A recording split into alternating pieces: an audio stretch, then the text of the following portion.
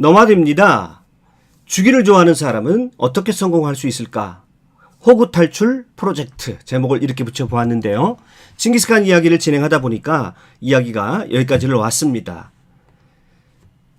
오늘 강의는 사실 이 두 책을 비교하면서 얻은 아이디어를 중심으로 우리가 어떻게 살아가야 할까, 어떻게 협력하고 살아가야 할 것인가, 그것이 의미하는 것은 무엇인가 라고 하는 것을 중점적으로 생각해 보면서 진행하도록 하겠습니다. 이 두 책, 협력의 진화와 기브 앤 테이크라고 하는 이 두 책의 공통점은 잘 살기 위해서는 협력을 해야 된다고 하는 것을 강조하고 있습니다.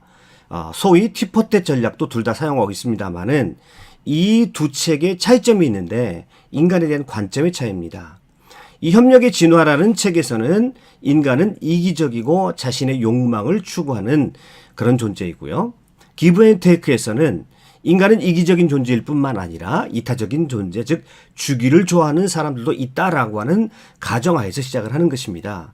이 전제의 차이는 사소한 것처럼 보이지만 우리 인생의 전략을 짜는 데 있어서 굉장히 중요한 차이를 만들어내는 것 같습니다. 사람을 이기적으로 설정해 놓고 전략을 짜는 것과 사람을 이기적이긴 하지만 이타적인 부분, 선한 부분, 착한 부분도 있다라고 하는 것을 전제하고 전략을 짜는 것은 굉장히 중요한 차이를 나타내겠죠. 자, 협력의 진화라는 책을 먼저 설명을 해봅시다. 이 책이 출간되었을 때 열광적으로 좋아했던 사람이 있었습니다. 아주 유명한 분인데요.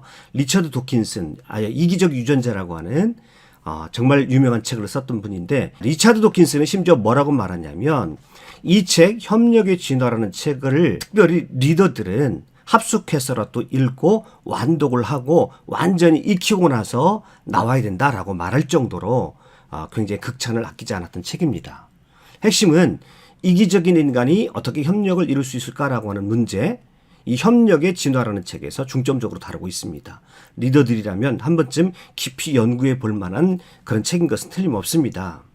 이 책에서 궁극적인 해결책으로 들고 나오는 것이 뭐냐면 그 유명한 티포텟 전략이죠. 티포텟. 이 말은 이 말 자체에 별 뜻은 없고요. 이런 말입니다. 상대방이 티 소리 나게 때리면 나도 태 소리 나게 보복을 하라는 것이죠. 이 말과 가장 비슷한 말은 이에는 이, 눈에는 눈, 하무라비 보자리에 나오고 있고요. 또 성서에도 나온 말이죠. 그런데 이 티포텟 전략의 핵심은 이러합니다. 첫 번째는 무조건 협력하라는 것이죠. 가능하면 상대방과 협력하는 것이 이기적인 사람일지라도 서로에게 이익이 되기 때문이라는 것이죠. 그런데 문제는 어떤 사람들이 당장의 이익 앞에서 눈이 멀어가지고 배반하는 사람들이 생기더라는 것이죠. 사실 협력이 어려운 것은 긴 기간 멀리 보지 못하는 조급한 마음 때문이기도 하지요. 어떤 사람들은 눈앞에 당장의 이익에 눈이 멀어서 남들을 자신의 이익을 챙기느라 남들을 배반하는 사람들이 생기더라는 것이죠. 그럴 때는 반드시 그 배반한 사람에 대해서 응징해야 된다는 것입니다. 그래서 이기적으로 살면 오히려 손해다라고 하는 인식을 줘야 된다는 것이죠. 이어서 그 응징을 받아들이고 이 사람의 행동을 교정을 하면 후에는 용서하라고 말합니다. 그 사람이 그 응징에 대해서 뉘우치고 받아들이면 용서하라는 거예요. 용서하지 않으면 지속적인 협력이 불가능하겠죠. 응징한 후에는 다시 협력적인 관계를 유지하라고 하는 것입니다. 그 다음 네 번째는 뭐냐면 상대가 오해하지 않도록 잔머리를 굴지 마라. 이것은 뭐냐면 첫째, 둘째, 셋째 원칙을 선명하게 예외 없이 잘 지켜서 그 프로세스를 모든 사람이 알 수 있도록 하라는 것이죠. 그래서 저 사람은 먼저 협력하지만 배반하는 사람에 대해서는 반드시 응징한다. 또 협력하는 사람들에게는 지속적으로 협력을 같이 한다라고 하는 선명한 인식, 단순한 인식을 심어주라는 것이죠. 그렇게 되면 그 사람이 속해 있는 공동체 또는 그 사람 인간관계에 있어서 큰 손해를 보지 않고 커다란 이익을 남길 수 있다라고 하는 것이죠.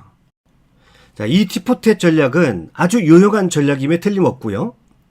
그리고 리더라면 한 번쯤 깊이 연구해 볼 만한 그런 주제임에는 틀림이 없습니다. 그러나 이 티포텟 전략도 한계가 있어 보입니다.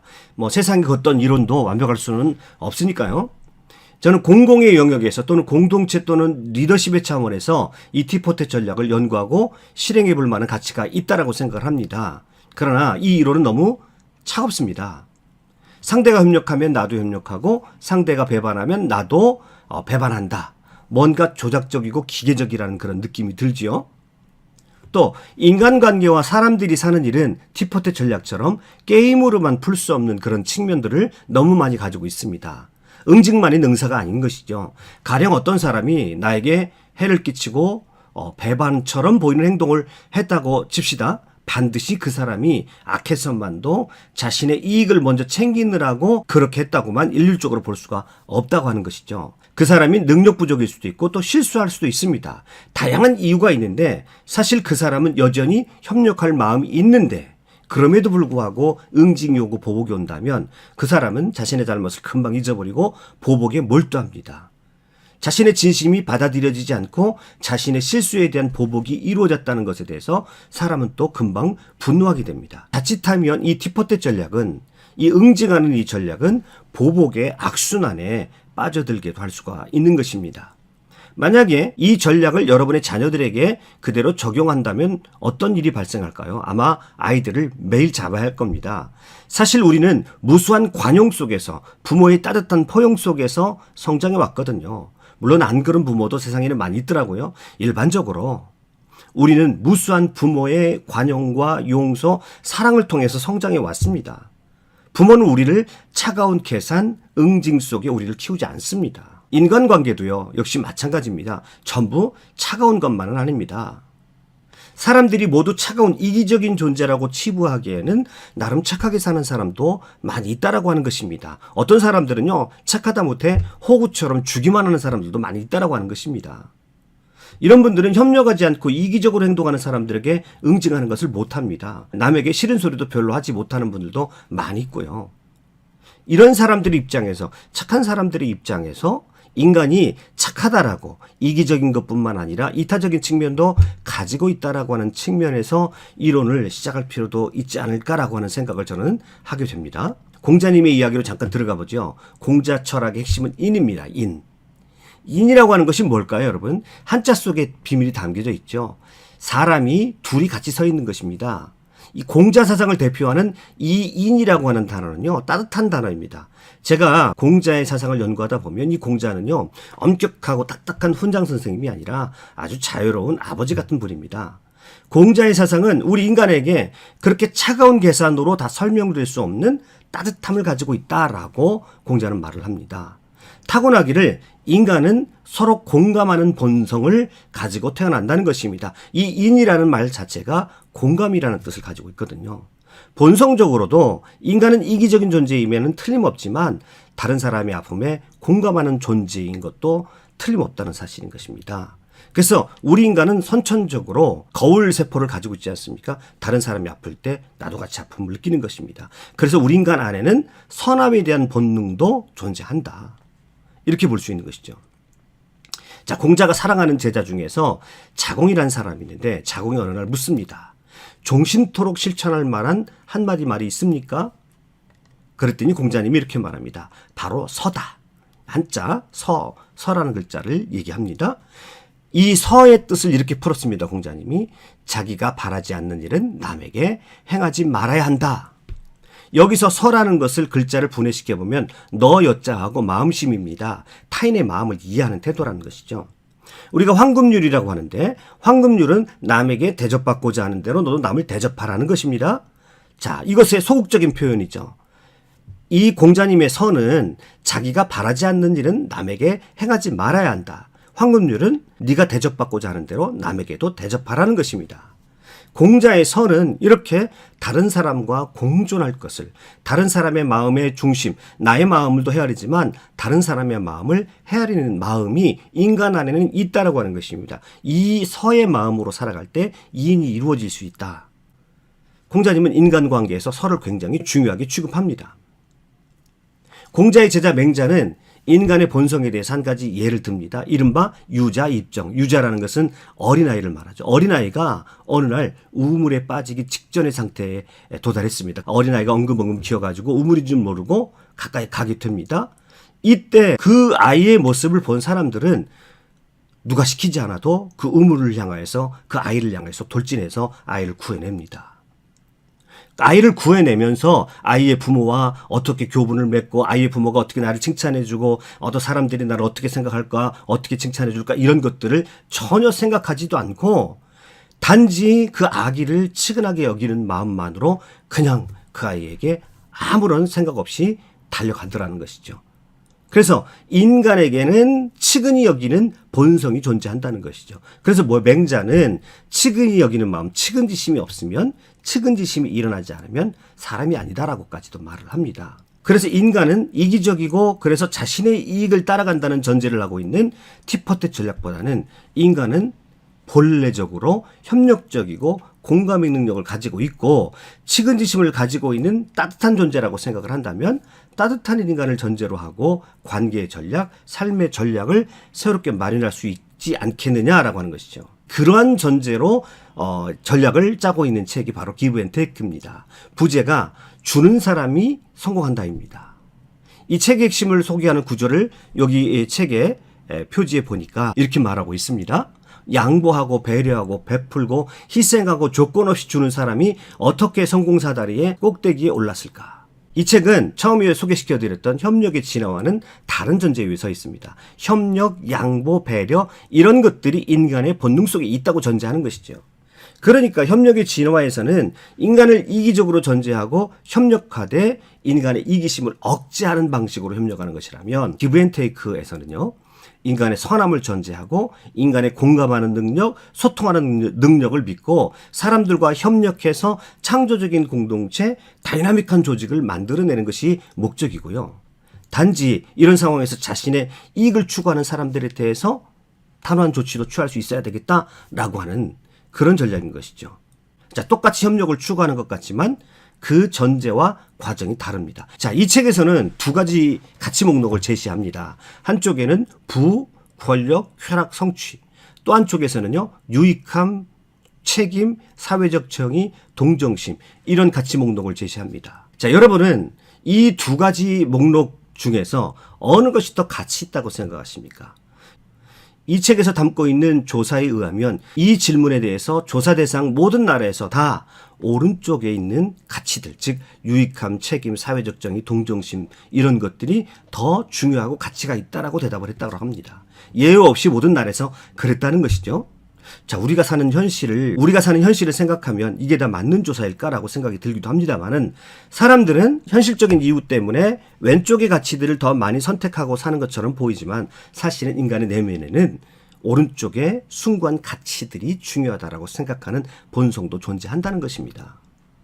아무튼 여기서 우리는 인간에게는 무엇보다도 이러한 고귀한 본능, 선한 본능, 도덕적 본능을 가지고 있다라고 하는 것을 인정하고 넘어가야 할 것 같습니다. 이 책에서는 그런 전제하에서 사람을 세 종류로 구분합니다.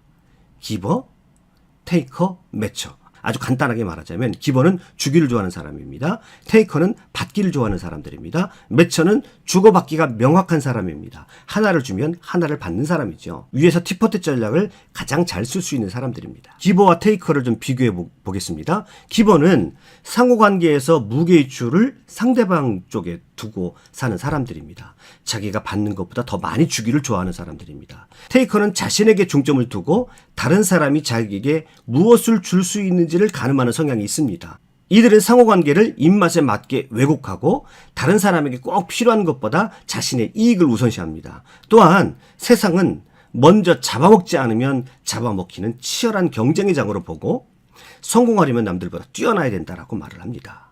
테이커는 자신에게 중점을 두고 다른 사람이 자기에게 무엇을 줄 수 있는지를 늘 가늠하는 경향이 있는 반면에 기버는 타인에게 중점을 두고 자기가 상대를 위해 줄 수 있는 것이 무엇인가를 깊이 살피는 것입니다. 예를 들어서 기부를 할 때도 이 둘은 동기와 목적이 다릅니다. 기버는 자신이 들이는 노력이나 비용보다 타인의 이익이 더 클 때 남을 돕습니다. 그런데 테이커는 노력 이상의 이익이 돌아올 경우에만 전략적으로 남을 돕습니다. 매처는요, 인간관계란 호의를 주고받는 관계라고 생각하는 사람들입니다. 무엇인가 줄 때에도 돌려받을 것을 염두에 두고 철저하게 계산하는 사람들이다. 그렇게 말할 수 있습니다. 이들은 공평함을 원칙으로 삼죠. 남을 도울 때도 상부상조의 원리를 내세워서 즉 언젠가는 자기도 이익을 받을 수 있기 때문에 남을 돕는 것이죠. 받은 만큼 돌려준다는 원리를 인간관계의 모토로 삼고 있는 사람들입니다. 매처의 한계를 먼저 살펴보죠. 철저하게 받은 만큼 돌려주는 원칙으로 살아가는 사람들인데요. 인간관계가 일종의 거래가 되어버릴 가능성이 많습니다. 그래서 이들은 조작적인 냄새를 풍기게 됩니다. 그래서 이런 사람들에게 호의를 받았을 때 그 호의가 진심으로 느껴지지 않습니다. 일종의 거래로 느끼고 심지어는 이 사람이 나를 조종하고 있구나라고 하는 그런 생각까지도 들게 돼서 이런 사람들에게 호의를 받을 때 오히려 불쾌감이 들기도 합니다. 그렇기 때문에 이런 사람은 그 인간관계가 매우 건조해지기 쉽고요. 관계망이 좁아질 수밖에 없습니다. 사실 이런 사람들이 티포텟 전략을 가장 잘 쓰는 유형의 사람이다 이렇게 말할 수가 있겠죠. 제일 문제가 있어 보이는 사람이 기버입니다. 이들은 지나치게 남을 배려하고 사람을 너무 믿으며 남을 이롭게 하고 자신의 불이익을 감수하는 경향이 있는 사람들입니다. 이들은 항상 손해를 많이 봅니다. 이른바 호구가 될 가능성이 커 보이죠. 여러분, 호구라는 것이 뭘까요? 늘 자기에게 실속이 없고 절제 없이 남을 베풀기만 하는 사람들, 그래서 다른 사람들에게 늘 이용당하기만 하는 사람들을 일컬어서 우리가 일반적으로 호구라고 부르지요. 어떤 기버들은요, 극단적인 호구가 되어서 소위 성공사 닭다리로 보았을 때 가장 밑계단으로 전락해버릴 수 있는 가능성이 매우 많아 보이죠. 사실 굉장히 많은 것을 볼 수가 있습니다. 이런 호구들이요. 그런데요, 재밌는 것은 이 책에서 성공의 사닥다리에서 가장 높은 곳을 차지하고 있는 기버들도 많이 있다라고 하는 것입니다. 의외의 결과지요. 남에게 주기를 좋아하는 사람, 남에게 베풀기를 좋아하는 사람들도 성공할 수 있다라고 하는 것입니다. 의외로 그렇게 성공하는 사람들이 많다라는 것입니다. 그래서 기버가 둘로 나눠진 것을 볼 수 있습니다. 주면서 성공하는 사람들이 있고, 주다가 베풀다가 쫄딱 망해서 사회 성공 사닥다리에 맨 밑바닥에 떨어지는 사람들이 있다라고 하는 것입니다. 자, 우리는 이 두 종류의 기버들, 성공적인 기버와 호구로 전락하는 사람들 사이에 분명한 어떤 차이가 있다는 것을 알 수가 있습니다. 자, 그럼 어떤 차이가 있는지를 살펴보기 전에 먼저 성공한 사람들 중에서 테이커로서 성공한 사람과 또 기버로서 성공한 사람의 차이를 먼저 살펴보겠습니다. 기버도 테이커도 모두 성공할 수가 있습니다. 주기를 좋아하는 이타적인 사람도 받기를 좋아하는 이기적인 사람도 모두 성공할 수가 있습니다. 이기주의적인 전략이라고 해서 모두 실패하는 법은 없으니까요. 그런데 이 둘 차이에는 굉장히 큰 차이가 뭐냐면, 성공한 기버들은 다른 사람의 지지와 응원을 받는다고 한다면, 성공한 테이커들은 다른 사람들이 견제하고 비판하고 그 성공에 대한 응원을 받지 못한다는 것이 있습니다. 성공한 기버들은 다른 사람들과의 진실한 공감, 소통, 그리고 배려 등을 통해서 그 주변 역시 그런 사람들이 모인다라고 하는 것입니다. 사람은 극히 이기적인 존재이기도 하지만 진정성을 가지고 성공한 사람들에게는 진심 어린 축하를 보내고 즐거워할 수 있기도 합니다. 즉, 성공한 기버들은 양질의 협력자들을 많이 가질 수 있다라고 하는 것입니다. 기버들은 또 다른 기버를 부르게 되어 있습니다. 그래서요, 기버들은 따뜻한 성공을 거두는 사람들이지만 테이커들은 차가운 계산된 성공을 거두는 사람들입니다. 만약에 매처들이 성공했다면 차갑기는 마찬가지지만 아주 합리적이고 공정한 사람이라는 평가는 받을 수 있겠죠. 또 하나, 기버들은 그들의 베품과 배려를 통해서 새로운 어떤 가치들을 창출해냅니다. 그러나 테이커들은 무엇인가를 차지하는 것에서 멈추어 있습니다. 칭기스칸 이야기를 하다가 여기까지 왔습니다만은, 칭기스칸은 기본적으로 기버였습니다. 그는 기버였기 때문에 늘 베풀고 함께하고 협력하는 것을 좋아했습니다. 다른 사람들, 몽골 초원의 평민들의 이익을 생각했습니다. 그리고 다른 사람들의 생명을 먼저 생각했습니다. 그랬더니요, 칭기스칸 주변에는 이런 기버들이 많이 등장을 합니다. 칭기스칸의 주변에 있었던 그런 기버들은요, 칭기스칸과 더불어서 소통하고 공감하고 협력하고 신뢰를 기반으로 구축된 새로운 공동체를 만들어낼 수가 있었습니다. 그들은 무엇인가 새로운 사회를 창출했던 것이죠. 이런 것을 다른 말로 하자면 기브 앤 테이크라는 책에서 보면 양질의 유대관계를 가질 수 있다라고 표현을 합니다.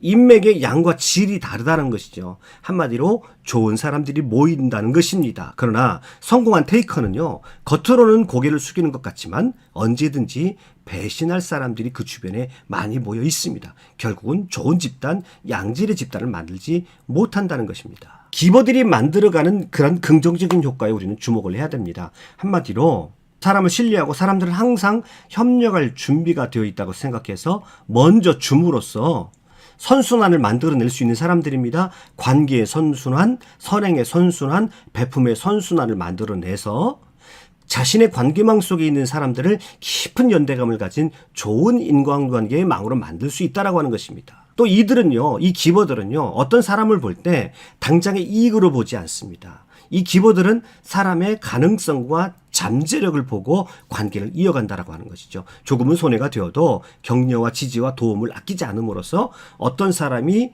가능성을 크게 실현할 수 있도록 도와준다는 것이죠. 그래서 제대로 된 기버가 하나 있다면 그 사람 주변에는 성장하는 사람들이 많아질 수가 있는 것이죠. 이런 효과는 단순히 티포테 전략으로는 얻을 수 있는 것이 아니라고 생각되어집니다. 칭기스칸은 이런 전형적인 사람이죠. 칭기스칸 매직이라고 제가 지난 시간에 설명을 드렸습니다만은 패배한 칭기스칸에게 오히려 승리한 쪽에서 사람들이 몰려오는 이상한 현상.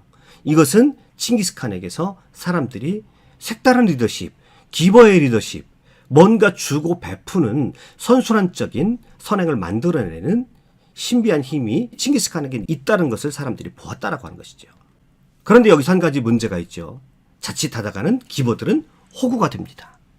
호구가 되기 십상이죠. 성공하는 기버는 상생하기 위해서 먼저 주고 베풀었을 때 그 협력했을 때 생기는 관계의 시너지를 같이 나누는 사람들입니다. 그런데요, 호구는요, 주기는 좋아하는 것 같지만 그것 때문에 테이커들에게 이용당하고 결국 자신의 모든 것을 잃어버릴 가능성이 큰 사람들입니다. 기버가 호구가 되지 않기 위해서는 일방적인 이타주의자가 아니라 이기적 이타주의자가 되어야 한다는 것입니다. 테이커들은 자신의 꿈과 이익 실현에 최고의 목표를 둡니다. 하지만 기버들은, 성공한 기버들은 타인의 이익과 공익을 생각하지만 자신의 꿈과 목표도 놓지 않습니다. 분명한 자기 자신의 세계가 없이 일방적으로 베푸는 사람은 호구로 전락할 가능성이 많이 있습니다.